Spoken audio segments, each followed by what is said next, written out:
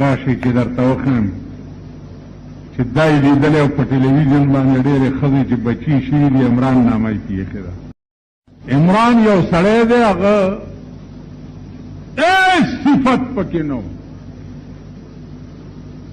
سوا د دې نه چې د پیرنګیانو یو لوبه ده چې هغې ته کرکټ وایي، دی د هغې بالر و، غونډس که بیا لږه چېرته ښه غورځول، نور هېڅ نشته، که بل صفت پکې شته.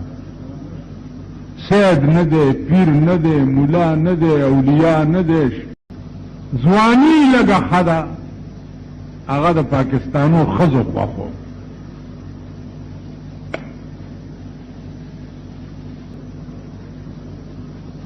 د هغې پته ولګېده، هغه وکړه یهودنه ښځه چېرته، ای مسلمانه کړه یا هر څه چلي چې وکړو. په پاکستان کې هره ورځ اخبارونه ګوره، بل څه نه ډک نه دي، یو ویر جوړ دی. دا ولې پاکستانی ښځې وایي چې عمران یهودنه ولې وکړه، مونږ ولې پاتې شو. پکار دا چې مونږ کې یوه کړی وی. اوس ښځې خو لا پرېږدئ، ګړاګانو جلوس ویستو. و په شرمېدنو شو شرمېږي، داسې شرمېدلي ملک کې اوسېږي او داسې شرمېدلي ملک کې پیدا یې.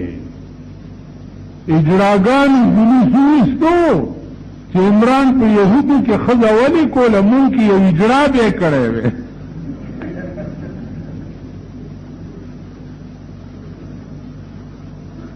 اوس اکړی څه شی دی؟ د هغې فوټو د اخبار کې وګورئ. دا ستا ملک دی او دا ستا وطن دی، دا ستا د ملک اخبارونه دي، بل څه پکې نشته.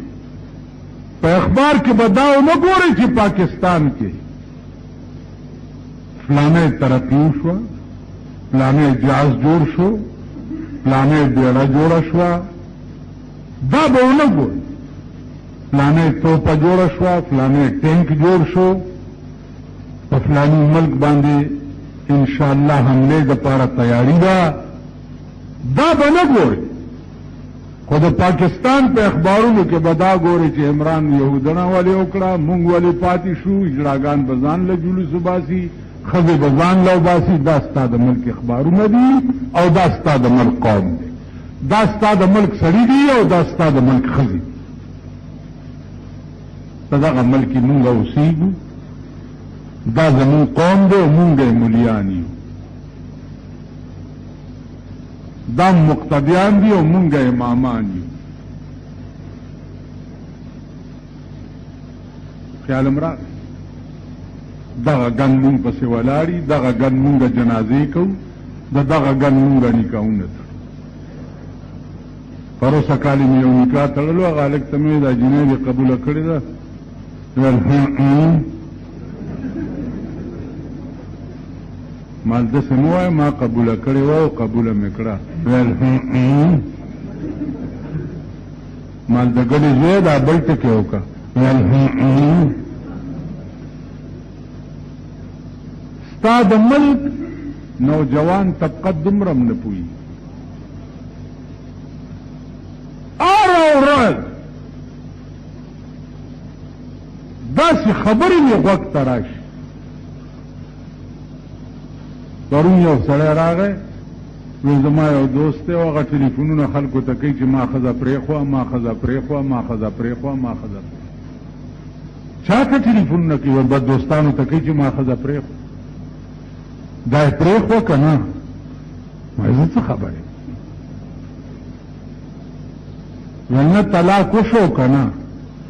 مال ته ما ته په پښتنو کې هغه غیر طلاقي وښایه. پښتنو کې خو 99% طلاقیان خبرې د پاسه وایي چې زه به طلاقي یم که نه. خو چې خبرې کوي پښتانه په اجرا کې خبرې د پاسه وایي زه به طلاقي یم، په ما به ښځه طلاق کوي. خبرې د پاسه 99% دا د سور بچي طلاقیان دي. ما طلاق دیلا شوی د چا دی ولی دا چل سره مال دا چل دا دی چې دا ټول بې کلمې پیدا دي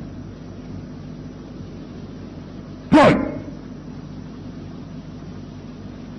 کلیو سټرایکو هلکه ته بند کړه دا سپیکر اوس نه ښځې چې دا ټول بې کلمې پیدا دي دوی په څه پوهېږي چې طلاق په څه کېږي او غیر طلاق په څه کېږي طلاق دومره نازک لفظ دی دومره نازک که په ټوکو کې دې وویم طلاقېږي ښځه که د شرابو په نشه کې دې وویم ښځه طلاقېږي نن 99% خلق طلاقیان او طلاق کې ښځې ساتي لګیا دي دومره ګنده ګنده زما چونکې لږ شهرت زیات دی نو دا خلک وایي چې دا ډېر لوی ملا دی حالانکه زه په هېڅ نه پوهېږم نو پرون یو راغی چې 2 لکه روپۍ مهر مې ښځې ته لیکلی دی او ښځه مې پرېښو یو کال ما سره تېر کړی او ښځې ما ته هغه مهر معاف کړی دی اوس ما نه مهر کېږي که نه کېږي مال تا چې ورته لیکلی هغه په څه شي دی دا په سټام دی او مال هغې چې درته معاف کړی دی ویل د شپې هسې ما ته یې غوږ کې ووایي چې معاف مې کو دومره هوښیار و ما ورته ویل بچیا اوس څه وایي وی هغه وایي چې ما نه دی معاف کړی مال کړه دې پړه کوچوین دا 2 لکه روپۍ به ورکې تا سټام لیکلی ورکو هغې درته غوږ کې ووایي تا وس ته 2 لکو روپو چې تا لیکل وی چې نه ولې دې لیکل هغه وخت کې لیونی وي بې خوبه وي مهر دا عوض د بزعې دی کړه دې چوي او کور دې ورانېږي مهر به وله ورکړي